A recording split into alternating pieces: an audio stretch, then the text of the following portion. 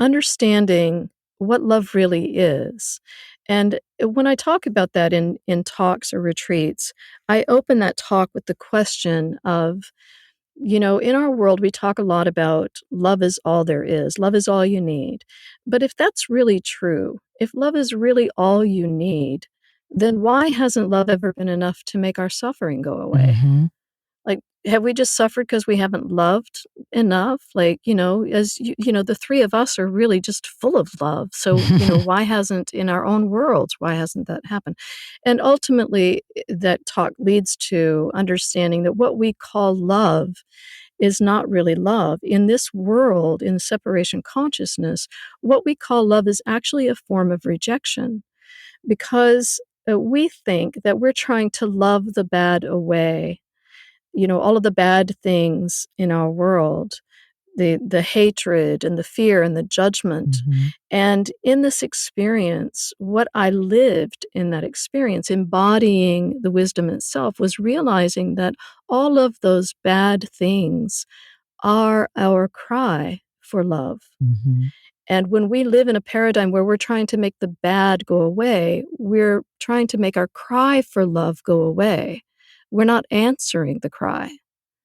And so the switch here, the turnaround here is to understand that we live in a good trumps bad paradigm of life that keeps us in this cycle of trying to conquer bad, Hmm. when actually that bad is a very desperate cry for union with love. It's desperately seeking the embrace, the embodiment of love.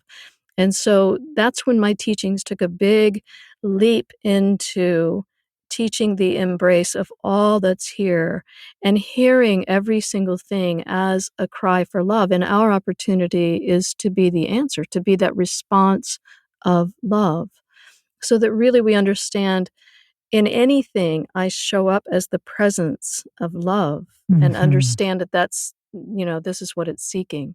Well, I noticed that back in August, I remember when you shared this, that this mantra had begun flowing through you, and it was all I have to do is love. And you described what was happening experientially as you began to practice it, and I pulled a little something from your blog that I love that you said, I began to watch myself loving every scenario in life, simply being love in every situation. And I could clearly see my impact. It was like watching water poured onto paper towels. Love was Mm. effortlessly absorbed. And as that happened, it softened and changed the composition of every scene. It was so exquisitely simple and true. All I have to do is love. And so I wonder if you would uh, talk to us a little bit about, practicing that and taking just that one mantra, all I have to do is love, and talk a little bit about how that absorbs our deep and painful old patterns into love, as you were discussing there on the blog. Yeah, well, thank you for pulling that. I really loved that experience, and I love that teaching Hmm. because it really is. Basically, all of my teachings are like that. Basically, I just talk about love all the time, which is why the name of the movie is Love, Mary Read.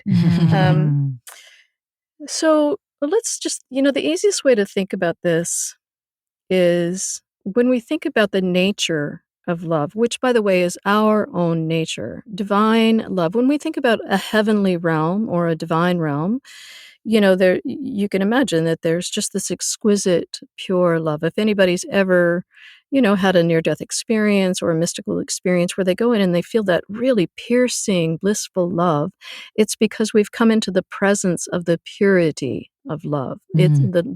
the truth of love's nature, which is our own true divine nature. So when we think about that, that means that all love knows how to do, all love does is love. Love doesn't know how to do anything else.